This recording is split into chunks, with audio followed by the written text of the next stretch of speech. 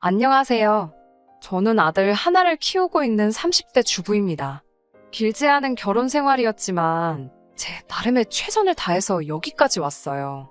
그렇기에 저도 이 가정을 깨고 싶지 않았지만 시어머니의 폭언 때문에 더는 견딜 수가 없어서 이렇게 이혼을 결심하게 되었습니다.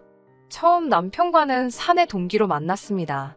3살 차이 나는 남편은 매사가 좋은 게 좋은 거다 하는 사람이에요. 아무리 화가 나도 큰 소리 내는 법이 없고 그래서 좀 답답한 면도 있습니다.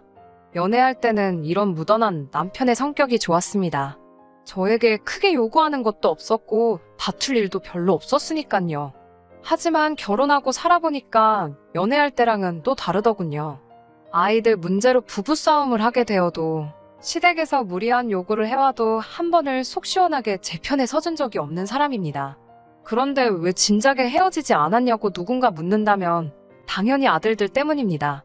2살 터울로 태어난 아들들에게 아빠의 자리를 뺏을 수는 없었으니까요.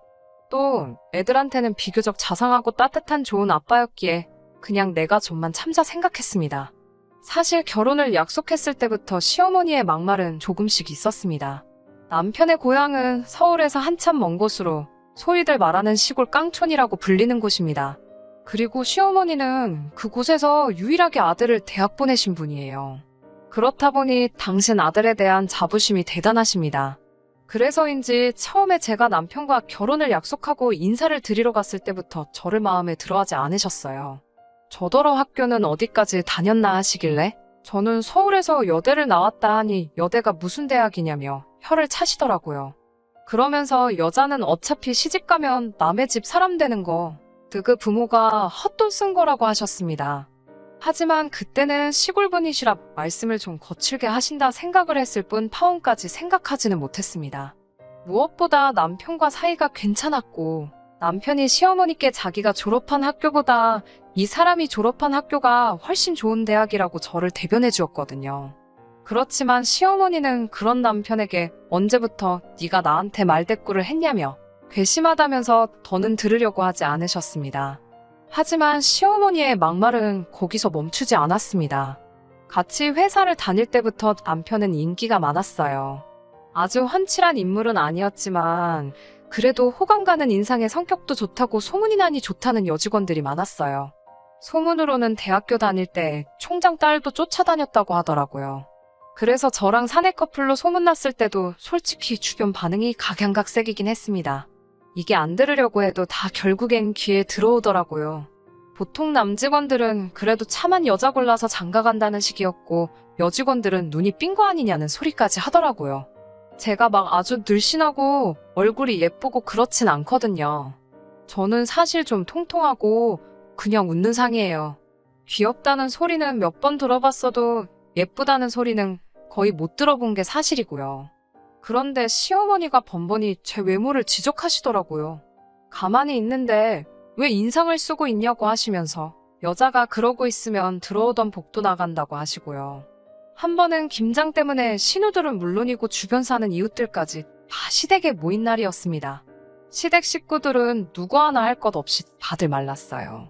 신우들은 저만 보면 왜 이렇게 부었냐고 그러고 어디 아픈 건 아니지라며 걱정해주는 척을 했지만 한마디로 저 살쪘다고 돌려서 비꼬는 걸 전 알고 있었습니다. 하지만 저는 한 번도 신우들의 말은 몸이 부러웠던 적이 없거든요. 그래서 그러던지 말던지 크게 신경 쓰지 않았어요. 그런데 그날도 김장을 하러 간 거니까 제가 좀 헐렁한 옷을 입고 있었거든요. 그랬더니 시어머니가 다들 모인 자리에서 저더러 살 좀 빼라고 이래가지고 어떻게 애를 낳냐면서 무안을 주시더라고요. 그때는 남편도 화가 나서 시어머니한테 도대체 이 사람한테 왜 그러냐고 화를 버럭 내더라고요. 그랬더니 시어머니가 오히려 사람들 있는 데서 서럽다며 며느리 없고서 아들놈이 배는 게 없는지 제 엄마한테 저러고 달라든다며 엉엉 우시는 거예요. 평소에는 당신도 한마디 같이 하시고는 무시해버리시는 양반이 보는 눈이 많으니까 완전히 태도를 바꿔버리셨고 졸지의 남편은 아주 천하에 없는 불효자식이 되어버렸습니다. 저도 아주 못돼 처먹은 며느리가 되어버렸고요. 그리고 그날 이후로 남편은 시어머니께 죄송한 마음이 들었는지 전보다 더 잘하고 더 신경 쓰는 효자가 되어버렸네요. 김장 사건 이후 얼마 뒤 제가 임신을 했습니다. 양가 도움 없이 15평 남짓의 투룸에서 살림을 하고 있었는데 하루는 말도 없이 시어머니와 시아버지가 올라오셨더라고요. 집들이 이후로 한 1년 반 만에 오셨던 거예요. 그런데 오시자마자 집을 둘러보시더니 아직도 이 집구석에 사냐면서 어디 시부모 잘 곳도 없다고 옹삭하다며 계속 싫은 소리를 하시더라고요. 제가 멋쩍게 작은 방 치워드릴게요 하니까 어디 시부모가 왔는데 창고 같은 작은 방에서 자라고 하냐고 당신들이 안방을 쓰시겠다 하더라고요. 당시 저도 배가 불러오고 있어서 안방 침대를 내어드리고 바닥에서 자기가 곤란한 상황이었거든요. 결국 남편이 시어머니더러 그러면 오늘은 며느리랑 같이 안방에서 주무시라고 대신 이 사람 자다가 물 마시고 싶다거나 뭐 필요하면 엄마가 해줘야 한다고 했어요. 그러자 시어머니는 며느리가 상전이냐고 한마디 하시더라고요. 남편이 손주 가진 며느리한테 그 정도도 못 해주냐고 하니까 그제서야 됐다고 그냥 작은 방에서 주무시겠다 하시더라고요. 하루 이틀 계시다 신혼회로 가실 건가 했는데 3일째가 되도록 가시지도 않고 신우 쪽에서도 전화 한 통이 없길래 이상하다 싶었습니다. 그래서 제가 시부모님께 언제쯤 내려가실 거냐고 하니까 노인네 둘이 깡촌에서 할 것도 없고 심심하시다며 한 달쯤 있다 갈 생각이라 하시더군요. 그 말을 듣는데 정말 눈앞이 깜깜했습니다. 그러더니 저에게 집에만 있으면 갑갑하다 하시면서 나가서 산에라도 가자고 하시는 거예요. 임신 후 5개월인 며느리한테 산에 가자고 하는 시부모님이 또 계실까요? 그러시면서 하시는 말씀이 너 살도 좀 빼야 되지 않겠냐면서 얼른 산에 가게 준비 좀 하고 나오래요. 그러더니 냉장고를 열어보시고는 사과랑 바나나 같은 과일 좀 챙겨라. 가서 배고프면 힘드니까. 그러시는데 한숨이 절로 나오더라고요. 남편에게 전화를 걸어 상황을 전달하면 나는 정말 가고 싶지 않다고 말했지만 남편도 일하는 중이라 바쁘다며 그냥 눈 딱 감고 한 번만 따라갔다 오래요. 최소한 성의는 보여드려야 하지 않겠냐면서요. 그리고 그날 시부모님이 챙기라는 과일에 생수병까지 챙겨 메고 산에 다녀와야만 했습니다. 그렇게 한 열흘 정도 지날 무렵에는 저도 정말 죽겠더라고요. 남편한테 제발 신우한테 모시고 가라고 하던가 어떻게 해서든 우리 집에서 좀 나가시게 해달라고요. 태교는 둘째치고 스트레스 받아서 있던 애도 잘못될까 무서워 죽겠다고요. 제가 그렇게 말하자 그제서야 남편도 정신이 들었는지 알겠다 하더니 신우한테 연락을 한 것 같았어요. 그 다다음 날 신우가 시부모님을 모시러 왔고 시어머니는 너가 여길 뭐하러 왔냐며 당신은 아무데도 안 가신다고 고집을 피우셨습니다. 그러면서 당신 아들 집인데 저더러 왜 자길 내쫓냐며 분하다고 하시더군요. 저도 이것만큼은 시어머니께 확실히 말씀드려야겠다 싶어서 저랑 남편 똑같이 반반 부담해서 보증금 넣고 들어온 집인데 왜 이게 남편 혼자만의 집일 수가 있냐고 이건 저희 집이라고 그랬어요. 그러자 옆에 있던 신우가 잠깐 얘기 좀 하자고 그러더라고요. 옳게 내가 동생이 중간에서 힘들다고 하길래 두말 않고 우리 엄마 모시러 왔으면 고맙습니다 하고 가만히나 있으면 되는 거지. 뭐가 그렇게 당당해서 나이든 노인네한테 이게 내 거니 네 거니 따지고 앉아있어 라는 거예요. 그러면서 둘이 보증금이야 반반했는지 몰라도 지금은 내 동생이 벌어오는 걸로 먹고 살잖아. 근데 뭐가 그렇게 당당해? 그러는데 어이가 없더라고요. 그 말을 듣는데 얼마나 분하던지 온몸이 파르르르 떨리는 것 같았어요. 신우는 그건 눈치를 못 챘는지 아무튼 옳게 다시 봤다면서 시부모님을 모시고 나갔습니다. 나가시면서도 그냥은 안 나가시고 무슨 저를 불구대천의 원수라도 만난 것 마냥 문 밖을 나가실 때까지 도끼눈을 뜨고 저를 째려보고 계시더라고요. 다행히 그 이후로 시부모님은 한동안 저희 집에 발길을 끊으셨습니다. 그리고 그 덕분인지 저는 순산하여 눈에 넣어도 아프지 않을 아들을 얻게 되었어요. 아들은 누가 봐도 저를 꼭 닮아 있었습니다. 저희 친정 식구들 모두 제가 어렸을 때랑 똑같다면서 신기하다고 하더라고요. 그런데 시부모님은 아주 당신 아들 어렸을 때랑 똑같이 생겼다면서 똘똘하게 생겼다고 좋아하시더라고요. 지 엄마, 그러니까 저를 안 닮아서 얼마나 다행이냐고요. 듣고 있자니 어이가 없었지만 갓 태어난 아기를 앞에 두고 큰 소리 내기도 싫어서 그냥 귓등으로 듣고 흘려버렸어요. 그 이후로도 뭐 시시콜콜한 잔소리 참 많았는데요. 그런 건 이제 그만 이야기하고 지금껏 잘 참아온 제가 이혼을 결심하게 된 이유를 이야기해보겠습니다. 아이 키우느라 정신없이 살다 보니 나중에는 웬만한 시부모님의 말씀은 말 그대로 한 귀로 듣고 반대쪽 귀로 내보내는 기술이 생기더라고요. 덕분에 지금까지 남편하고 이혼 안 하고 견디며 살 수 있었던 거고요. 그럼에도 불구하고 시어머니가 제 아들에 대해서 이렇게 저렇게 말씀하시는 건 도저히 견딜 수가 없었습니다. 저희 아들은 얼마 전 5살이 되었습니다. 요즘 애들은 한 4살 때부터 한글은 물론이고 알파벳도 배운다고 하던데 저희 아들은 그렇게는 잘 못하더라고요. 전 조바심이 났지만 남편은 때 되면 다 하게 된다고 아직도 피덩이나 마찬가지인데 너무 애한테 스트레스 주지 말자는 주의였어요. 이런 교육관의 차이로 몇 번 말다툼도 있었고요. 그런데 한 번은 시부모님이 손자보고 싶다고 올라오셨을 때였어요. 시부모님은 한술 더 떠서는 애가 공부에 흥미 없는 게 다 저 때문이라고 하시면서 앞으로 뭐가 되려고 저러는지 모르겠다 하시는 거예요. 그래서 제가 아무리 그래도 그렇지 아직 한참 어린애한테 그렇게 말씀을 하시냐고 쏴붙였습니다. 무슨 저주를 내리는 것도 아니고 너무 화가 나더라고요. 그러더니 저희 남편은 어렸을 때 동네에서 무슨 수재라고 소문이 났었다나요. 그래봤자 그 동네의 집이라곤 20채나 되나? 그렇게 작은 마을인데 수재라니 듣는데 어이가 없어서 웃음이 났어요. 그러자 너 왜 시어머니가 말씀하는데 웃냐면서 못 배운 티를 낸다고 하시더군요.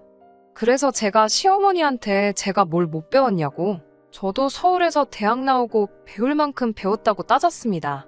그러자 뭐냐 그래 너가 배웠다고 지금 시어머니를 무시한다 이거지 라며 어디다 막 전화를 거시더라고요. 신우였어요. 신우가 저를 바꾸라고 했는지 시어머니가 전화기를 저한테 들이밀었지만 저도 신우가 욕할 거 뻔히 하니까 안 받았습니다. 그러자 신우도 화가 났는지 남편한테 전화해서 제가 자기 전화를 무시한다면서 생난리를 쳤더라고요.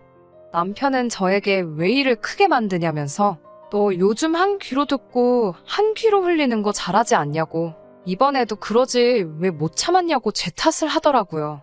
제가 나에 대해서 이러쿵저러쿵 말씀하시는 건 얼마든지 하셔도 괜찮다고. 하지만 왜 아직 앞길이 구말리인 손자한테 그런 소리를 하시냐고 기분 나쁘다고 그랬어요. 그러다 시어머니가 사시면 앞으로 얼마나 사시겠냐면서 나중에 후회하지 말고 계실 때 잘하라고 하더군요. 그 말을 듣는데 얼마나 성질이 나던지 저도 지지 않고 시어머니는 나한테 그러는 거 후회 안 하신대? 라고 따져 물었습니다. 그러자 남편도 딱히 할 말이 없는지 한숨만 쉬더라고요. 그리고는 얼마 전에 결정적인 사건이 있었습니다. 시어머니가 며칠 전부터 신으며 저희 남편이며 연락을 해서 당신이 아프시다고 소문을 내셨더라고요. 남편이 지나가는 말처럼 저에게 어머니가 아프시다네 그러길래 그래 그럼 병원 가보셔야 되는 거 아냐? 라고 대답하니 그렇지 가보셔야지 하고는 말더라고요. 순간 전화를 드릴까 하다가 남편도 신호도 아무 말도 안 하는데 내가 뭐하러 나서나 싶어서 그냥 가만히 있었어요. 그리고 한 사흘 지났을까 신우한테 갑자기 연락이 오더니 오늘 우리 엄마 그 집으로 갈 거라고 하더군요. 제가 당황해서 저희 집이요? 하고 묻자 나는 이제 짜증나서 같이 못 지내겠으니까 올케가 모시고 병원도 좀 다녀오고 시골에다가 다시 모셔다 드려 이러더라고요. 저는 솔직히 너무 황당했어요.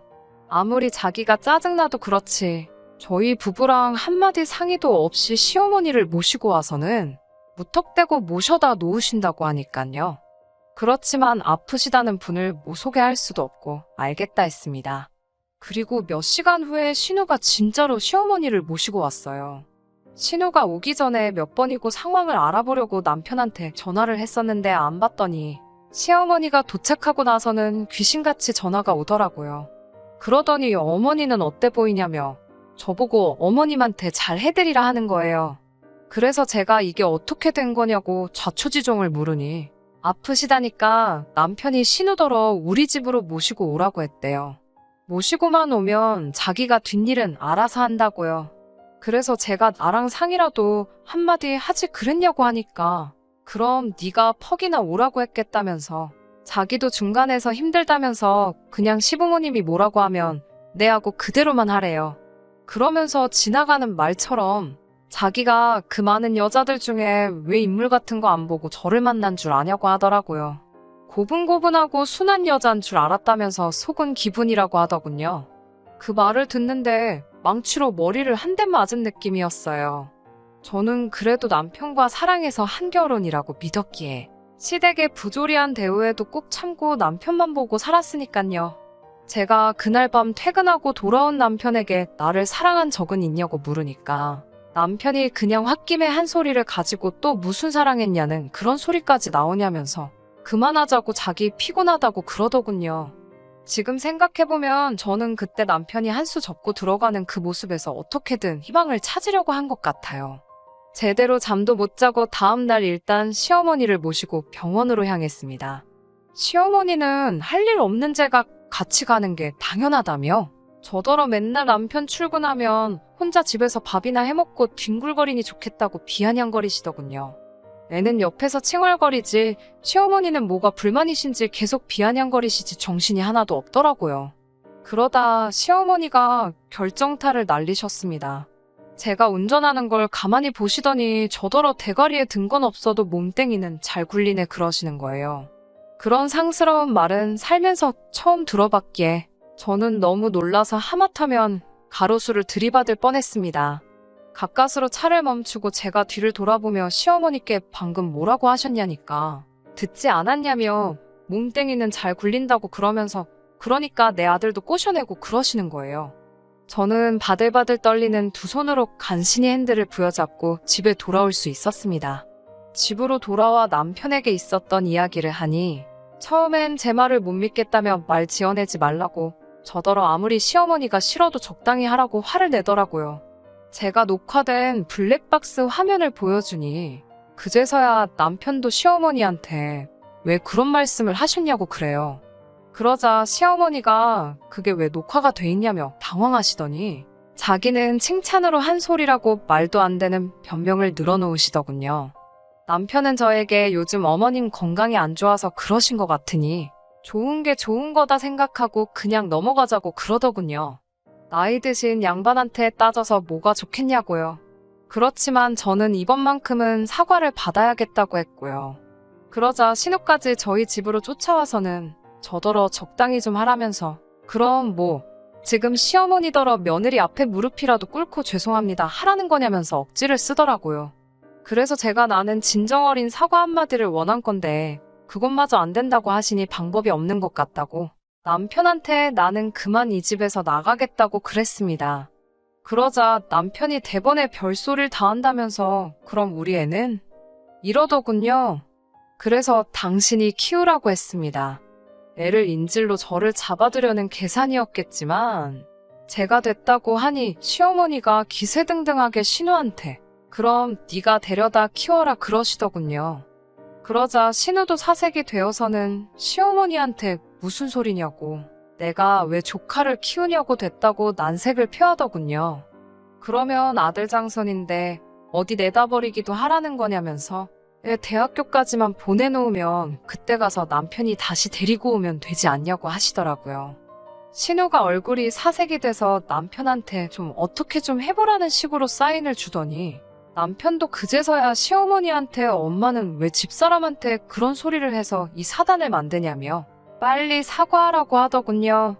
하지만 오히려 시간이 지날수록 제 마음은 냉정하게 식어갔고 상황도 더 명확하게 보이더군요. 저도 엄만데 아들을 포기하고 싶은 마음은 추호도 없었어요.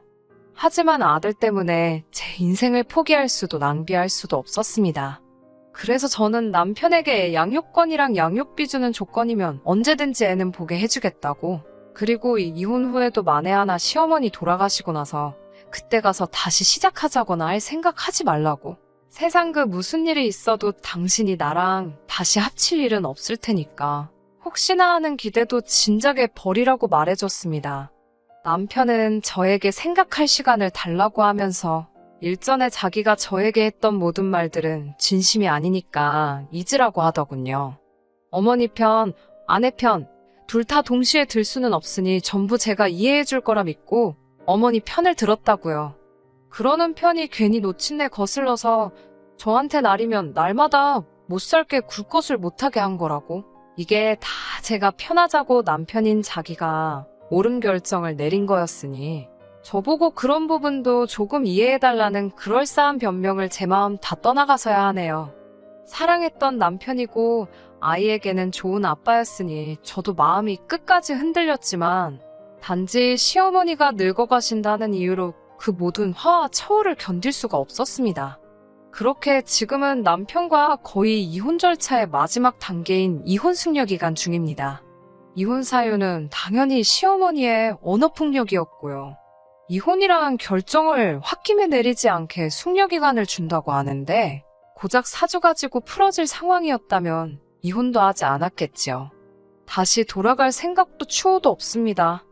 제가 다 참아 제 얼굴에 침 뱉기 같아서 다 적지는 않았지만 이혼을 하기 위해 증거랍시고 그동안 시어머니께 녹음된 통화를 보니 양이 생각보다 훨씬 많았거든요. 그리고 병원 검사 결과가 나왔는데 시어머니는 풍에다 약간 치매기도 있으시다고 하네요. 신우는 자기가 독박 쓰고 돌보게 생겼다 싶은지 하루가 멀다 하고 저한테 그동안 미안했다고 열심히 사과하면서 이제 제발 마음 고쳐먹고 애를 위해서라도 다시 돌아오라고 하는데 그런 속이 뻔히 보이는 꼼수가 이젠 통할 리가 없죠.